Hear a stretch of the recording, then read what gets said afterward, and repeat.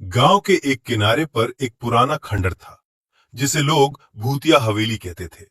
कहते हैं कि वहां किसी जमाने में एक तांत्रिक रहता था जिसने काला जादू में महारत हासिल कर ली थी। उसके मरने के बाद भी उसकी आत्मा वहीं भटकती रही। किसी को भी उस हवेली के पास जाने की हिम्मत नहीं होती थी। लेकिन एक दिन गांव का एक जिज्ञासु लड़का रवि वहां चला गया। रवि को काले जादू की कहानियां सुनने का शौक था और उसे यकीन नहीं था कि ऐसा कुछ सच में होता है। वो रात के समय छुपकर हवेली के अंदर गया। अंदर घना अंधेरा और सन्नाटा था। अचानक उसे एक कमरा दिखाई दिया जिसमें दीवारों पर अजीब निशान थे और बीच में एक पुराना लकड़ी का बक्सा रखा था।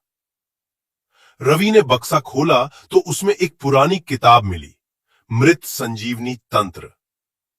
जैसे ही उसने किताब को छुआ, हवेली का माहौल बदल गया। हवा ठंडी हो गई, दीवारों से सरसराहट की आवाजें आने लगीं। रवि घबरा गया और भागने ही वाला था कि एक काली छाया उसके सामने प्रकट हुई। वो तांत्रिक की आत्मा थी। आत्मा बोली, तुमने मेरी किताब छुई है, अब तुम मेरे श्राप से बच नहीं सकते।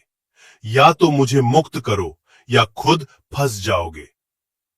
रवि ने कांपते हुए पूछा, मैं आपको मुक्त कैसे कर सकता हूं? आत्मा ने कहा, इस हवेली के नीचे एक गुप्त तहखाना है जहां मेरी हड्डियां दफन है। उन्हें गंगा जल से धोकर अग्नि में प्रवाहित करो, तभी मुझे मुक्ति मिलेगी। रवि ने जैसे तैसे हिम्मत जुटाई, तहखाना ढूंढा और आत्मा की हड्डियां खोजकर वैसा ही किया। जैसे ही अंतिम क्रिया हुई, हवेली हिलने लगी और एक तेज प्रकाश के साथ आत्मा गायब हो गई। हवेली की डरावनी हवा शांत हो गई। रवि गांव लौटा तो सब चौंक गए।